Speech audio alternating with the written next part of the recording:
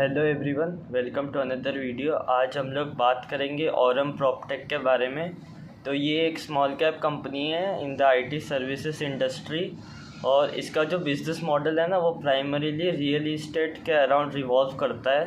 तो ये क्या करता है कि रियल इस्टेट और टेक्नोलॉजी को कंबाइन करके अपने बिज़नेस को रन करते हैं। तो इनके बिज़नेस मॉडल को समझते हैं। इनका जो टोटल रेवेन्यू है वो 3 सोर्सेज से आता है। सबसे पहला जो सोर्स है वो है रेंटल सोर्स। उसमें ये लोग क्या करते हैं, जैसे कि आप एक प्रॉपर्टी के ओनर हो लेकिन आपको उस प्रॉपर्टी के लिए कोई भी टेनेंट मतलब उसमें प्रॉपर्टी में रहने के लिए आपको कोई मिल नहीं रहा है जो कि आपको रेंट दे सके। तो ये जो ऑरम प्रॉपटेक है ये क्या करती है कि उस ओनर के पास जाती है और उसको कहती है कि आप अपना फ्लैट, जो भी उनका फ्लैट है उसके लिए टेनेंट जो है वो कंपनी ढूंढ के देगी और बदले में कंपनी उनसे कमीशन चार्ज करेगी। ठीक है, मतलब बेसिकली इनका जो वेबसाइट है नेस्ट अवे और हेलो वर्ल्ड, उसके थ्रू ये लोग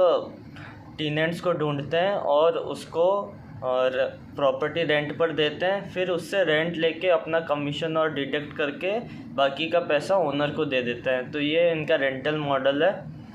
एक इनका डिस्ट्रीब्यूशन मॉडल भी है। उसमें ये लोग क्या करते हैं, जैसे कि आप एक बिल्डर हो, आपने 30, 40, 50 फ्लैट्स बना दिए लेकिन अब आपको वो फ्लैट्स बेचने हैं लेकिन आपको बायर नहीं मिल रहे हैं। तो फिर आप जो है ऑरम का एक सॉफ्टवेयर है सेल.डू सॉफ्टवेयर, उसकी राइट्स आप ख़रीद लोगे। मतलब उसका आप एक कह सकते हो कि उसका मेंबरशिप आप ख़रीद लोगे और उस वेबसाइट के थ्रू आप जो है जो भी बायर है उसको ढूंढ सकते हो। मतलब ऑरम प्रॉपटेक के पास बायर्स का डेटा रहता है, तो उस सॉफ्टवेयर के थ्रू आपको पता लग जाएगा कि कौन सा वो राइट कस्टमर है जो आपके प्रॉपर्टी को ख़रीद सकता है।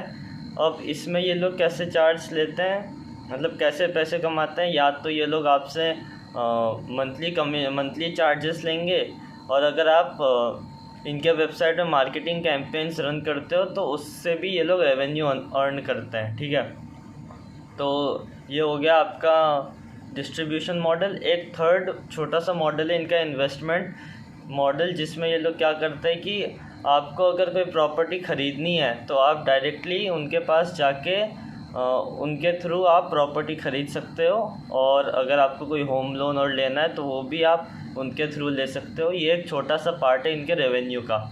ठीक है, तो अब रेवेन्यू डिस्ट्रीब्यूशन की बात करें तो लगभग 40 to 45% रेवेन्यू इनका रेंटल मॉडल से आता है, 50-55% डिस्ट्रीब्यूशन मॉडल से और अराउंड 5% आता है इनके इन्वेस्टमेंट मॉडल से। ठीक है, अब जो ये प्रॉपटेक का मार्केट है ना, ये एक्सपेक्टेड है कि इंडिया में 34% CAGR से ग्रो करेगा for the next at least 5 years।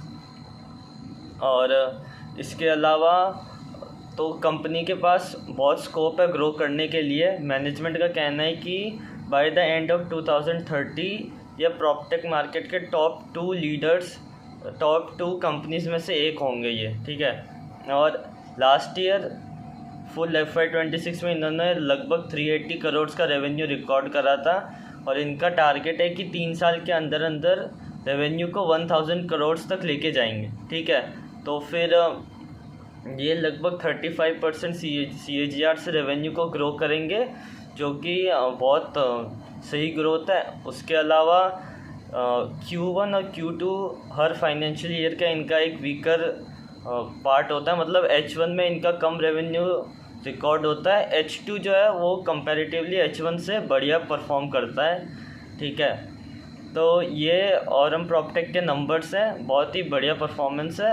अब हम लोग इसके वैल्यूएशंस को भी डिस्कस करेंगे इन द नेक्स्ट वीडियो।